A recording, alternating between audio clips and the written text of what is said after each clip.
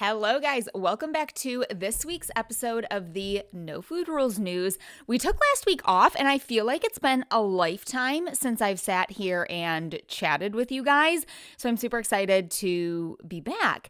In these episodes, if you guys are new here or this is the first one that you're watching, in these episodes, I put them out on Thursdays. They are a chance for us to talk about anything very current events in relation to diets, food, nutrition, body image, all of those sorts of things, and just a very casual chit chat about them. I'll give you my information, what's fact, what's fiction, and just kind of to have a little bit of fun. So grab yourself some coffee or a snacky snack. And this week's story, since we were off last week, are going to be from the past 2 weeks. There has been some really good ones that I want to talk about. So specifically one you might have heard of, all the different ingredients being banned in California. We're going to chat about that. A couple other stories, and then the switch witch. We're going to talk about that because Halloween is quite literally right around the corner, you guys. I was looking at the calendar, and every time I look at the calendar recently, I'm just mind blown. I'm literally, how is it October 19th right now? Genuinely no idea where October went. It just melted away. I'm flabbergasted. The thought of Thanksgiving being right around the corner is absolutely bananas. I feel like there's so much that needs to be done before now, and that I can't even think about it. But this morning I was finishing up editing the YouTube video that's going to go out on Tuesday, which is a full week of dinners. I'm really excited about that one. It's coming together really well. Hopefully it'll give you some insight into why I make different choices for dinner, as well as give you some ideas. I feel like there are some really good ideas in that video. I think it was a really good week that I did it on. So if you are new here and you like this, be sure to give this video a thumbs up. Be sure to subscribe. Like I said, these videos come out on Thursdays, and then full YouTube videos come out every other Tuesday as of right now. And that full week of eating, or full, I'm going to be honest with you guys. I've been asked to do full weeks of eating videos, and I don't know how people do those. Yes, I could just take, I guess, my main goal for whenever I do what I eat videos is to make sure that you guys understand why I'm eating certain things. And I just feel like if I was to do a full week of eating like that, you know how long that video would be? Holy moly. I don't know. I don't know how people do those. Mine would be so freaking long. And I just don't think it's impactful or helpful just to see the things that I'm eating without any sort of explanation. I don't know. Let me know in the comments. What are your thoughts on that? I think like I said, and also I'll be also honest here. We're always honest here. I think that would be I think I would get burnt out to be filming everything that you eat, full weeks. I get burnt out on full days of eating, you guys. I can't imagine a full week, but would love to hear your thoughts in the comments. Full days, full weeks versus just full weeks of certain meals. Yeah, just a thought. Or we could also do just it wouldn't be a full week of eating, but just instead of on a day, randomly throughout the week. Just to kind of catch different scenarios. But anywho, I digress. Let's get back to our stories today, because we have some good ones, like I said, and we're going to start off HOT hot with the California ban. So the title says California ban on why is talking so hard this morning?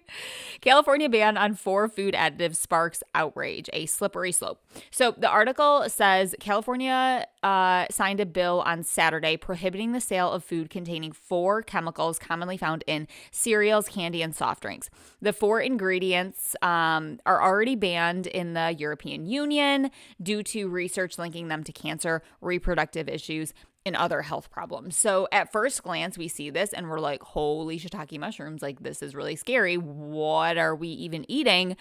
Now, I want to discuss the difference between a hazard-based approach and a risk-based approach. So the European Union uses an approach where it's based off of, could this ingredient, is there any way, any link to it potentially causing an issue? Now, what they're not necessarily taking into consideration is the level at which that food causes an issue, right? So you could say, to put it into perspective, this would kind of be like in this approach that the European Union commonly takes, saying like the sun, we got to ban the sun because it can cause skin cancer.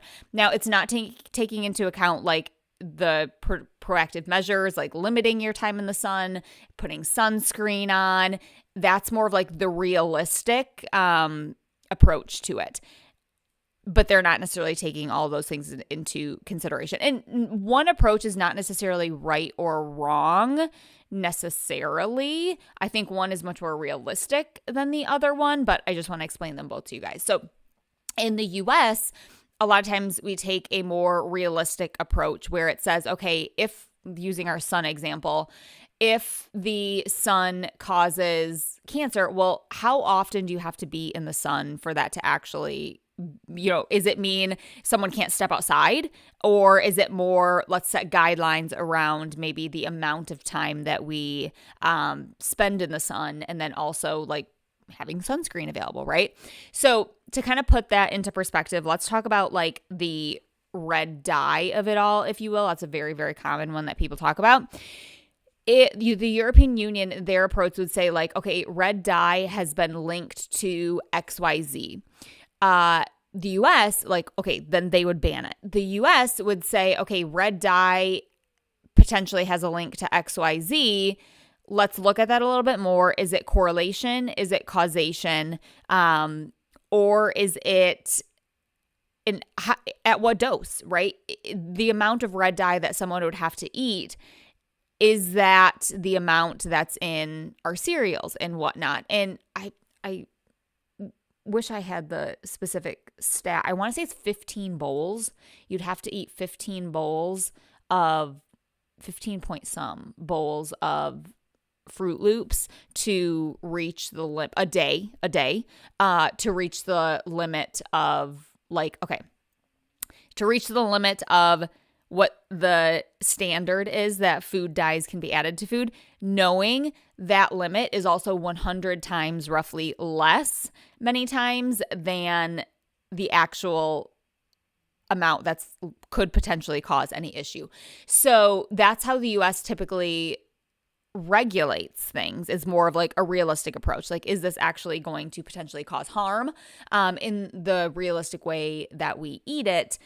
So just I hope that explains the difference between, just because something is banned in another country does not mean that it is going to cause an issue for us to consume. You could also say, honestly, like water can lead to toxicity, so we got to ban water, right? We need water, right? But the amount that someone would have to drink is very, very large. So taking those kind of things into consideration. Now, with this, I will say that it is everyone's personal preference. If you hear me explain this and understand that the amount that's in a box of Fruit Loops, you can have a bowl and it's going to be fine.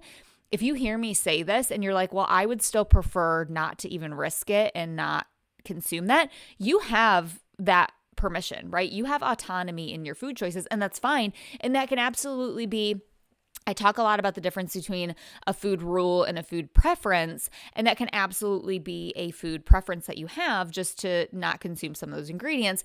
But the differentiation is between a food rule and a preference is that there's not guilt, stress, or anxiety when you do have a bowl of Fruit Loops, right? If you would have a panic attack over that, or like feel very shameful or shame others for being okay with eating that, that's where it gets to be a really slippery slope. And we're really not coming from a place of a preference. There's a lot of judgment and emotion attached to it.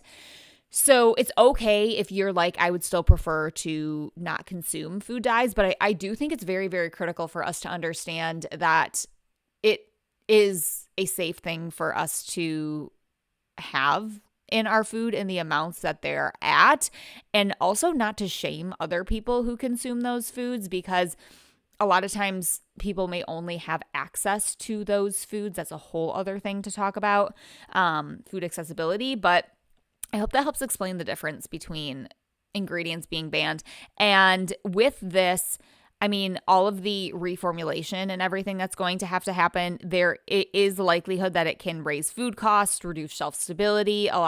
Some of the ingredients are like preservatives and whatnot. So it could make food less accessible and cause the price to go up. So there's a lot of things here to consider. And the biggest thing that I want to get across is, again, it's okay for you to decide, but I feel like there's so much unnecessary fear mongering going on about it that doesn't have all of the all of the evidence behind it. Like how many bowls would you have to eat every single day for you to reach the limit that is, again, about typically 100 times less than anything that's actually going to cause harm. So everyone has autonomy. Just always want to give the facts. And also to kind of put this into perspective, it says similar bill is making its way through New York legislature. The new California law takes effect January 1st, 2027. So we got a little ways. And as always, I feel like the non-diet world always gets cast with like, they don't care about what's in our food. I absolutely care about what's in our food, but I'm just very realistic about it. And I think that that's what allows us to then still have those more soul-nourishing foods, but understand, okay, maybe I don't want to eat Fruit Loops every day, all day, if I have the option, right? It's taking those things into consideration. So just a little thoughts. And the reason that people feel like this is a slippery slope is because, again, then where do we stop?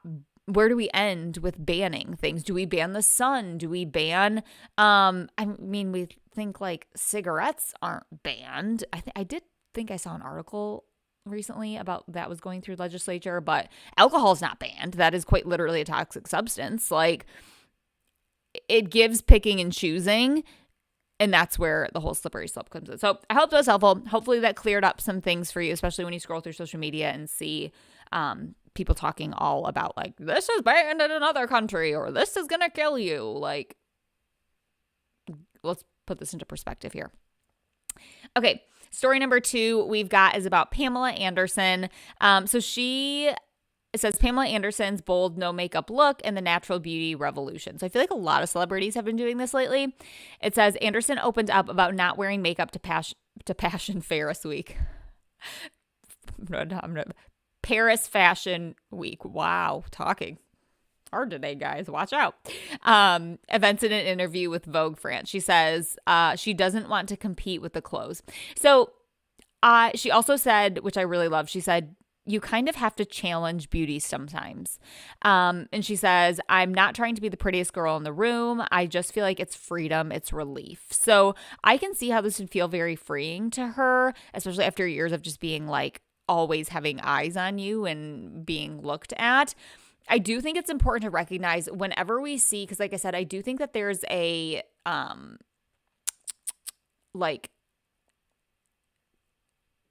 trend, I guess, I don't know, revolution, whatever you're going to call it, of people going makeup free. And I do think it's important to know that a lot of times these people aren't necessarily like truly all natural bare face. A lot of times they do have like anti-aging treatments, plastic surgery. And I don't personally think that's bad. I think that's fine if that's something someone wants to do. But I do think it's an important thing to be aware of, is that when we see people who are doing something like Pamela Anderson going makeup free, you're not necessarily like, if you then are like, why expecting ourselves to look like that if we haven't had access or wanted to do those treatments. Just something to keep in mind. It also says in the article, men seem to thrive more when they age. It should be the same for women. Can I get an amen? Like, oh my Lanta. A more true statement has never been said, my friends. It's just some things to consider with that. Okay, another story number 3 is I love this story. I think I met my new best. Well, it's also kind of a sad story, but I have my new idol, you guys. So it says, woman who skydived. Is it skydived? Skydove? I was reading that. I was like, that just sounds wrong. I don't know. Woman who skydived at 104 years old shares simple tips for long life. So it says, Dorothy Hoffner is a 104-year-old woman who recently went skydiving for the second time since reaching 100 years. She shares what she believes to have contributed to her longevity and happiness. She died the day after, I'm going to cry. She died the day after this was published on October 9th. I'm going to cry. So this is in memory of Dorothy. I wish I could have met this woman. So let's dive into what she believes was the key to her longevity and happiness. So number 1, she said being single and childless. I thought this was so interesting, you guys, because I think a lot of people don't talk about this. And I think that also just shows like the burden and the toll that having children can have. And I don't say that in a bad way at all. I just mean like that it's a lot, right? I don't have children. I can't imagine what it's like, but I could see like if you don't have kids, you could potentially, not always the case, have less stressors or have more time for self-care or more time to do other things. So I just thought that was kind of an interesting thing, and they led with it. And I was like, wow, that like makes a lot of sense. She attributes genetics, her food choices. And here's the thing, guys. She said she eats everything. Ladies got no food rules. She says, I don't avoid anything. I like Chinese food. I like Italian food. I like Greek food. I like Jewish food. I just like food. She eats chocolates and drinks coffee and alcohol in moderation. Yes, queen. Love this so much. Guys, she lived 104 years old. So yeah. 4, she says walking is her favorite activity and she loves being lazy. Are we noticing a theme? I'm like getting so excited. Balance, friends. And then she likes adventure. So she says overall, she attributes her long health to not taking anything to the extremes. She says, I only do the things I want to do and what I like to do. You guys, I wish I could have met this woman. I think I do. Still, like, love this lady. I do think it is also important to note that, like, if she was 104 this year, she grew up in a different time. When I was talking about, like, being child-free and you have less stress, also, just in general today, we have more stress. So I don't necessarily feel like comparing her life to today's society is apples and oranges, or is apples to apples. It is apples to oranges. Always using food references here. But I think that just is a testament to, it's so easy to get caught up in social media where it's like, do this, do that, don't do this. But it's like the gray area, you guys, is where we thrive with things. The gray area, the moderation, the balance, that is where it's at. It's where it's at. It's where it's at. Okay, switching gears quite a bit. We're going from one end of the life spectrum to the other end of the life spectrum. So Brody Jenner makes coffee with fiancée Tia Blanco's breast milk. Freaking delicious, he says. So first of all, a lot of people noted, like, he asked if he could use the breast milk. I guess they were, like, out of cream or something. I don't know. But he asked because for a lot of people, breast milk is in, like, it's a very coveted thing. So then the reason I really wanted to talk about this one is because I wanted to ask you guys, have you heard, seen colostrum supplements going around? Like, I swear there is so many ads I'm seeing for colostrum. Colostrum is essentially the milk, the very, like, first milk. It's very, very nutrient dense to get the babies what they need. And it tends to, I believe, have like a yellow color. Not that that matters at all, but from learning about it, when I was in school, colostrum, that's the very early, like the first types of breast milk. And it's like, people call it liquid gold. Maybe that's why I was talking about the color, but because it is so nutrient dense for babies. Have you guys been seeing, like, let me know in the comments, have you been seeing that go around? I feel like I've heard a lot of people talking about colostrum supplements.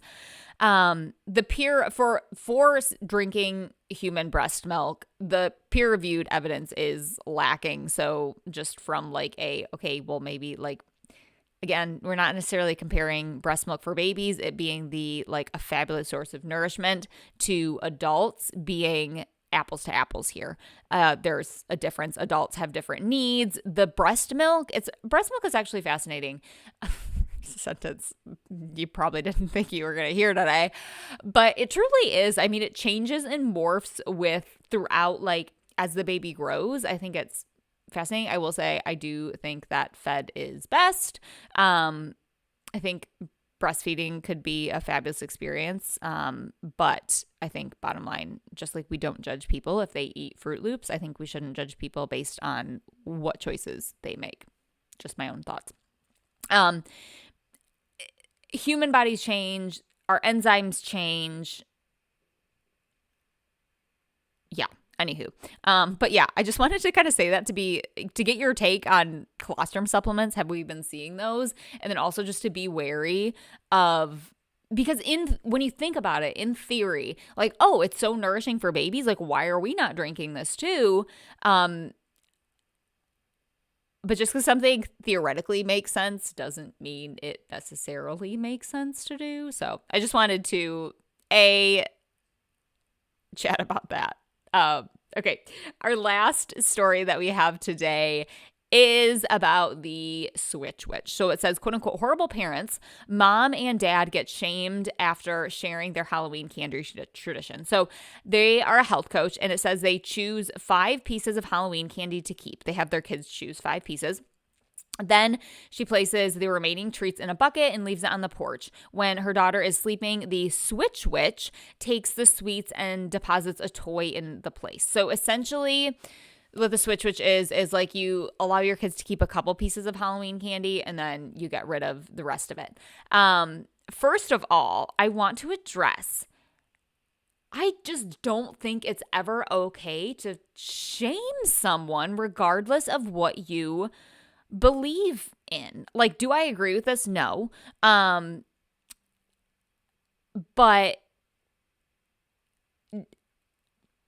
some of the things that were said in this article of calling them horrible parents, saying starting them on a life of disordered eating habits, I never think shame is a positive way to create any sort of positive change. Like, it just blows my mind.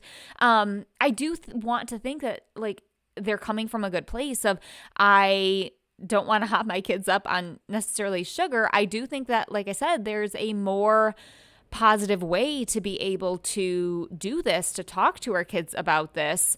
Maybe, do we need a video on that? I don't know if, like, let me know in the comments. Like, I would just love to know this in general of the audience. Like, do you guys have kids? Here's the thing though. Whenever I say, like, examples of ways to talk about food with kids, the same thing goes for adults. So what I would say in this instance is talking more of, like, okay, let's talk about, like, what candy does for our body. It gives us quick energy. What do other foods do to our body? What happens? How do we feel if we eat a lot of candy? And just kind of starting to get them in tune with their senses and having those conversations about them. I don't like to call foods good or bad. And it also says that she doesn't in this article either. She says, we do our best not to classify food as good or bad. We just want to understand that foods can be more or less nutritious and prioritize foods with more nutrients. The last thing we want for her to feel fear or guilt from eating a treat. I love that. And I just think that this could potentially be done in a different way. Because when you think about it, like, if we are wanting them to prioritize nutrient-dense foods, just taking something away from them isn't necessarily going to teach them that. And I don't know these people's full story and what else they do besides the switch thing.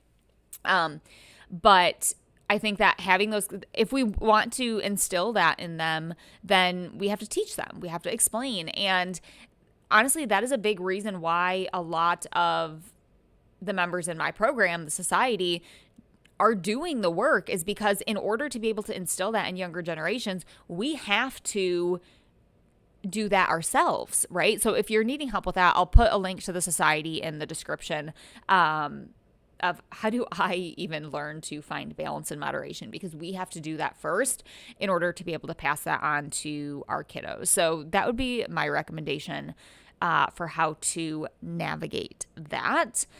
But I just can't get over the amount of like shaming and just like hatred. The internet can be a very, very hateful place, you guys. A very hateful place. Just laughing at some DMs that I got earlier this week. Yeah, I get a lot of them too. You guys have grown quite a thick skin throughout doing all of this, but yeah, it's funny. Anywho, those were our stories this week. I hope you guys liked this episode, this video. I always love to hear what your thoughts are on this. If you missed us last week, also let me know. If you're happy we're back. But other than that, you guys, that's a wrap. That is a wrap for today. I'm going to finish my coffee, get on with today's day, and I will see you. My plan for today is to finish editing up that video, so that will be up on Tuesday for you, and then I will see you back here on Thursday with another episode. If you want more content, always, guys, I feel like be sure to follow on Instagram. I have stories going all the time, a lot of stuff there. But I also feel like it's fun. It's always, I was talking to my husband about this earlier this week. Blah, blah, blah. That was a really fast sentence. Some people are like, I'm a YouTube community person, or I'm an Instagram community person, or I'm a TikTok community person. So I would also love, I know I've asked you guys a lot to comment below a lot in this video, but I'd love to hear, do you follow on multiple platforms, or are you like, no, I'm a YouTuber, I watch you on YouTube, I don't follow on Instagram? I don't take offense to it. If you're like, I don't really follow you on Instagram, kind, I don't take offense to it. I just think it's interesting. And I have that too. Like, there's certain people that I follow where I'm like, I don't really follow you on Instagram, but I do follow you pretty closely on YouTube. So I just think it's curious. So let me know in the comments if you are like a single platform person, or if you like watch on both platforms. Holla at your girl. But with that, you guys, go have a lovely, lovely Thursday, an even lovelier weekend. I think we're going to an apple orchard. We've only got like a couple more weekends to get all that stuff in, you guys. So go have fun. Enjoy it. Get yourself some apple cider. Get yourself a donut. Make a pumpkin pie. Roast some pumpkin seeds. Do all the things. Okay, I'm just stalling now. I will talk to you guys later. Like this video. Subscribe. All the things. See you later.